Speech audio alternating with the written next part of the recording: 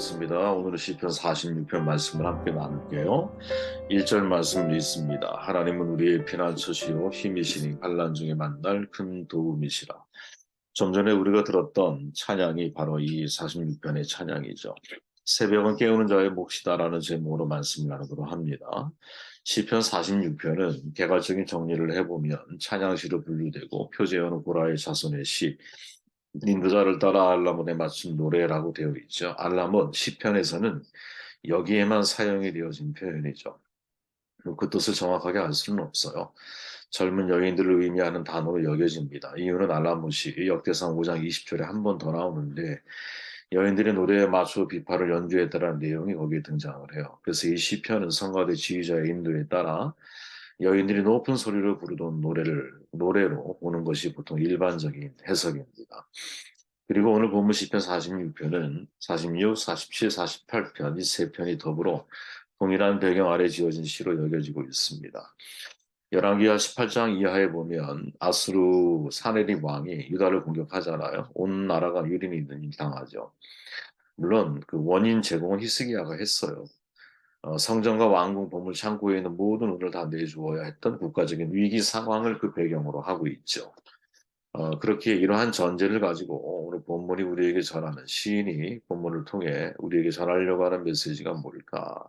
저는 그것을 새벽의 소중함을 우리에게 알게 해주고 있다라고 생각을 합니다.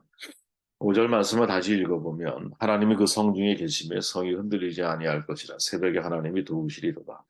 아마 너무나 많이 들어봤던 말씀일 거예요. 그죠? 이 46편은 잘 알려진 시편이에요. 찬양으로도 알려져 있고 복음성가로도 만들어져 있습니다. 그 중에 유명한 구절이 뭐냐? 지금 이 5절이죠. 새벽에 하나님이 도우시리로다. 아마도 새벽 예배를 독려할 때마다 듣는 구절이 아닐까 하는 생각을 해봐요. 물론 성경에 의하면 하나님의 역사는 주로 새벽에 이루어진다라는 사실을 성경은 증언하고 있거든요. 하나님께서 아브라함에게 독자 이삭을 번제로 드리라 했을 때 아브라함은 말씀 순종을 위해서 고민하지 않죠. 아침 일찍 일어나 모리아 산으로 올라요. 그 순간 여호와의 사자가 그것을 만류하고 이삭을 대신해서 미리 예비해 놓은 양을 번제로 드리게 하시죠. 아침에 일찍 일어난 아브라함 여호와 이레의 은혜를 경험을 한다라고 우리는 생각할 수 있는 거죠. 시험을 이기고 난 이후에 이제 내가 하나님을 경외하는 줄 아노라 하나님께 인정을 받아요. 그렇게 우리의 인생에 만약에 시험이 찾아왔을 때 우리는 좌절할 것이 아니라 아침에 일찍 일어나 그 시험을 극복할 여호와 이레 하나님의 은혜를 구하는 것이 더 나은 선택이 아닐까 이런 생각을 할 수 있다는 거죠. 여러분 잘 아시지만 홍해는 새벽에 갈라지죠. 홍해는 새벽에 갈라져요. 출애굽한 이스라엘 백성들이 홍해 앞에서 출격해 오는 애국 분들을 보고 두려워하여 모세를 원망하죠. 모세는 하나님의 명령대로 순종하고 지팡이를 들어 바다 위로 내밀어요. 홍해는 갈라지고 이스라엘 민족은 마른 땅이 된 바다를 건너가죠. 이스라엘 민족을 뒤쫓아 오던 애굽 사람들은 다시 회복된 바닷물에 덮여 수장이 돼요. 바로 이때가 새벽이죠. 그렇게 내 인생을 가로막고 있는 홍해와 같은 장애물을 만나게 될 때 사실은 절망스럽죠. 어떻게 이 홍해를 건너갈 수 있을까? 과연 이 홍해의 길이 있을까? 이런저런 복잡한 생각이 우리의 마음을 다 하게 될 때가 있거든요. 오히려 그런 그때는 내가 새벽에 일찍 일어나 하나님을 찾는 게 지혜가 아닐까. 그때 홍해가 갈라지는 기적을 보게 되는 것이 아닐까. 이런 생각을 해보게 됩니다.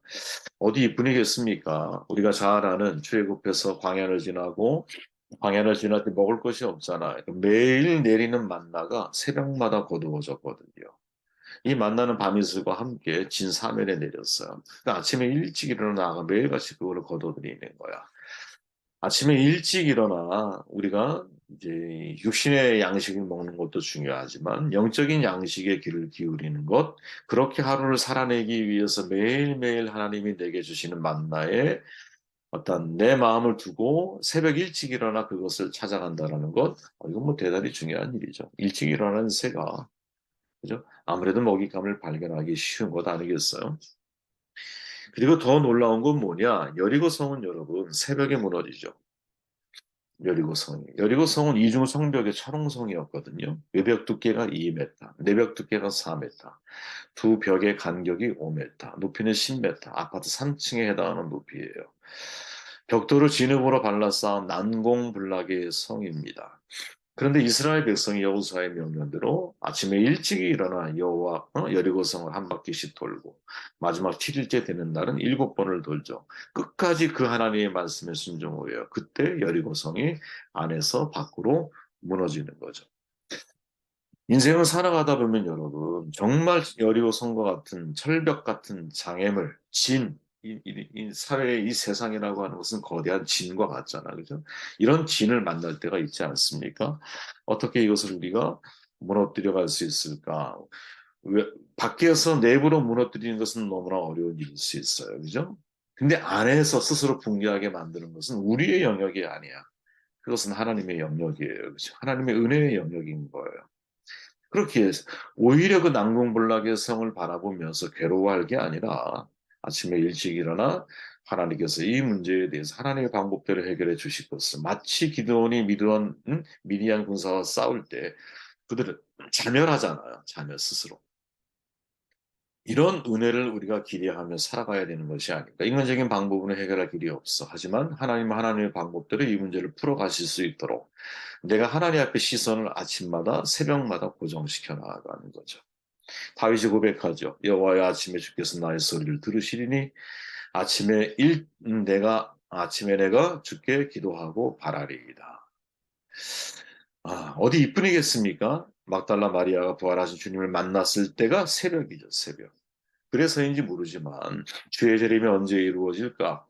많은 사람들은 그런 말을 하죠. 아마 새벽 미명에 주님께서 재림하시지 않을까? 이런 생각을 하게 되죠. 독일의 신학자 본 회퍼가 이런 말을 하죠. 먼동이 떠오르는 새벽은 부활을 믿고 사는 성도들의 것이다. 참, 마음에 좀 새겨볼 만한 그런 고백이 아닐까 싶어요. 아침에 하나님을 만나지 못하는 것, 아침에 하나님의 말씀을 묵상하지 못하는 것, 사실은 하루 종일 하나님을 생각하지 못하며 살아갈 확률이 대단히 높죠. 대단히 높아요. 잠시만요, 여러분.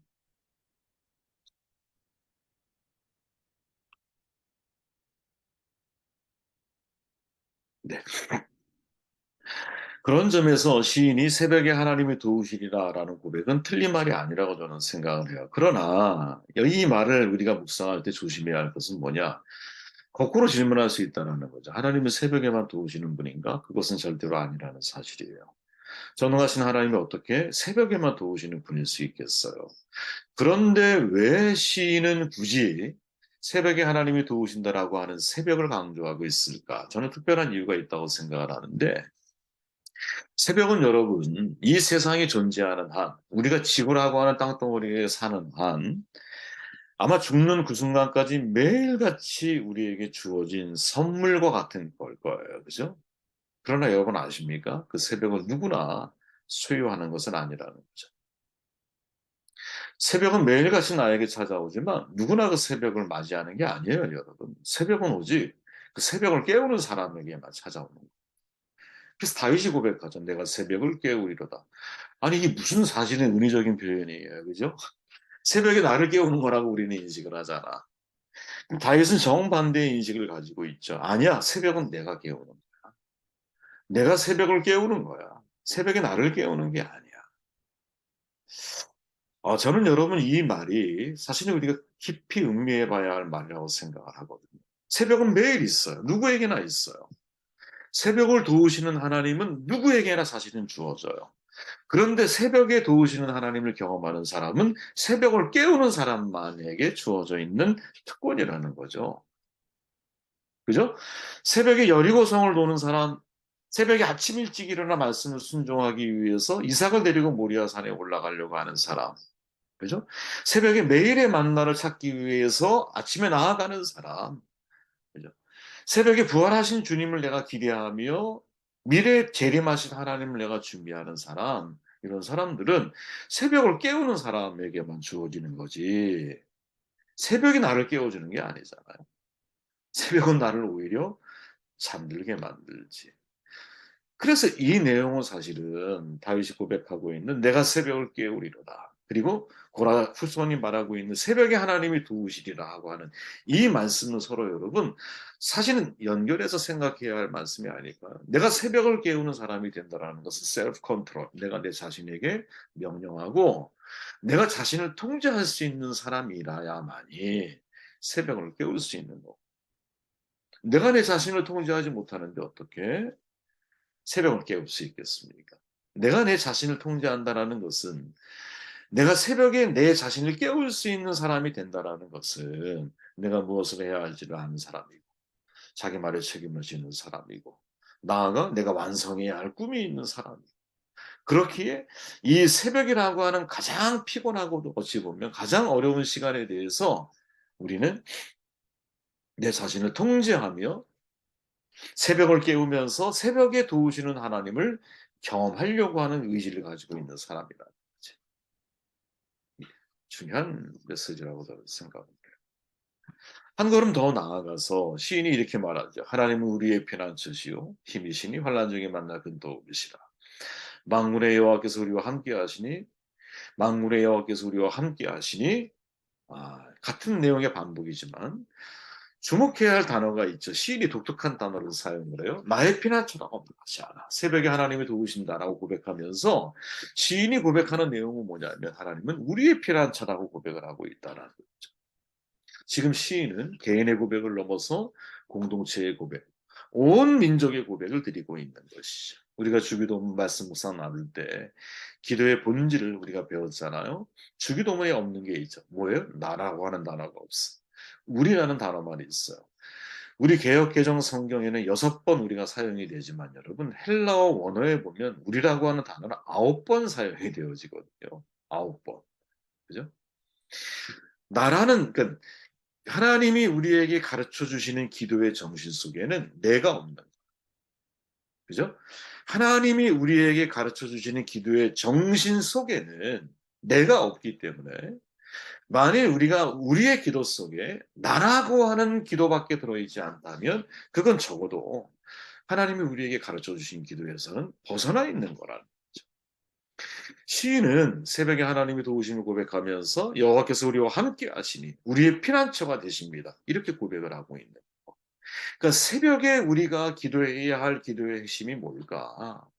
우리를 위해 기도해야 한다는 거지. 우리를 위해서, 우리를 위해서. 그죠? 공동체를 위해서. 저는 여러분 이 새벽이 어, 뭐 제가 이제 특별히 이제 5월은 가정의 달이니까 가정을 위해서 마음에 있는 이제 기도의 제목들을 함께 나누는 시간을 갖고 있는데 어, 특별히 이제 우리의 기도 가운데서는 나라고 하는 사람의 기도보다 우리라고 하는 기도가 사실은 주를 이루어야 될 것이고 특별히 시인의 이제 모습 속에서 보여주는 시인의 이 놀라운 신앙 고백은 새벽에 하나님이 도우신다라고 고백하면서 새벽에 공동체 기도를 드리고 있다라는 거지. 이게 우리의 모습이 되어야 되지 않을까 그런 생각을 해보게 되었습니다. 나머지 말씀 여러분들이 읽어보시기를 바랍니다. 오늘 말씀의 중요한 메시지는 그런 거죠. 새벽이 나를 깨우지 않아요. 내가 새벽을 깨우는 것이지.